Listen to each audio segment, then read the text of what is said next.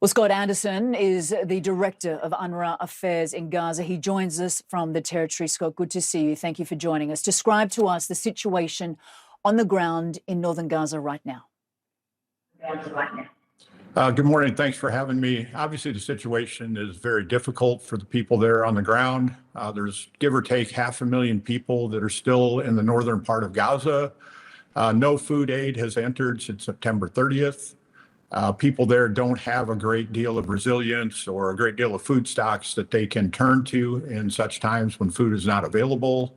And then on top of that, we've seen now significant displacement orders. We probably have 100,000 people that are trying to find safety for themselves, for their families. And we see that the operation continues in Jabalia, Bet Tanoun, and Bet Lakia. There's not a lot of safe places for people to turn to with their family. And we see that people are not moving south, they're moving within the north, trying to find food, trying to find water, and trying to find safety. So it's a very difficult position for everybody. We're doing our best to try to get aid to them. But as I said, it's now been nearly 2 weeks that no food aid has managed to get north.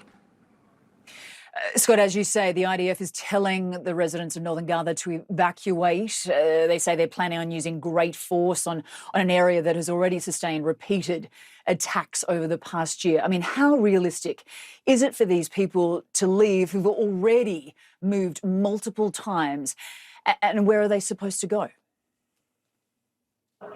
I mean, I think that's the exact point. There is really nowhere to go. There's nowhere safe for them in Gaza. We've seen that throughout the course of this conflict over the last year, that everywhere people think is safe turns out to not be safe. Every time people displace, they are a little poorer. They lose a little bit more of their worldly wealth, and it makes it much more difficult for them to move and try to reestablish themselves and their families.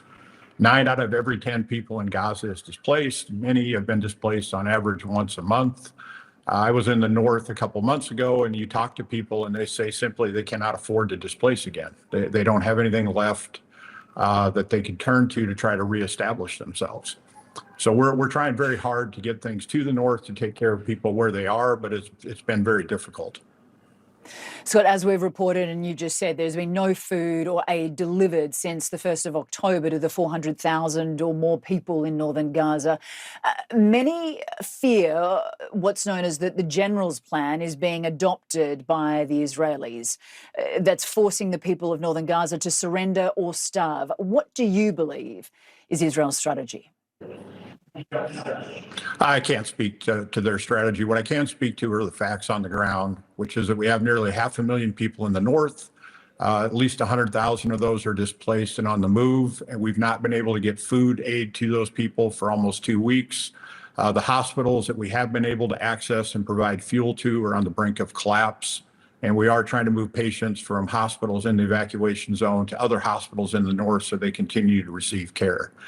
So our focus here, and my focus specifically, is on trying to get aid to these people and to make sure we can take care of them and try to meet their basic needs until there's a ceasefire, which we hope comes very soon, that would return the hostages home and then allow peace to hopefully settle in Gaza. Scott, we understand that Hamas is telling the residents of northern Gaza not to move, and many appear to be staying put despite the Israeli airstrikes and aerial bombardments. What do you know about that? And I guess what would be your message to the people of northern Gaza? I mean, again, I don't know, and I can't speak to what the strategy is for Hamas. What I can say is that we've had about 150 people cross from north to south over the last week since the evacuation orders were issued and all this began. What I'd say to the people in the north is, hold on as best you can, and we're doing our best to try and come and help you, and we hope we'll be there very soon to provide aid to you. Scott, we just saw images of that 11-day-old baby in surgery, mother's fighting for her life, father, uncle killed. I mean, this is a story we are seeing day after day. Tell us the effect that is having on your staff, on the people that you are working with, just this constant display of tragedy that in a way is becoming normalized the longer this goes on. Yeah, I mean, look, it's very difficult for staff here you have to deal with this every day. It's the constant stress. It's the constant, witnessing the loss of life. And as in most conflicts, the people that suffer the most are women and children. We've seen, a lot of injuries to young children. I've personally witnessed some in my travels throughout Gaza during the last 11 months that I've been here. And it's hard. I mean, we're all here because we're humanitarians. We're here because we care about people and we want to help. But it makes it very difficult to see, the constant injuries, the constant death, and to not have enough of what is needed so that we can help people that are very much in need. And I hope that this very young baby survives and that her mother also survives. In addition to what we saw with her, I've seen, toddlers that are double amputees. And it's just they suffer a great deal for something that occurred last October that really they had no hand in what happened. So I think, as I said, it's the innocents that suffer. It's very difficult for us as we try to help those civilians. And we're all here because we're humanitarians and we care and we want to help.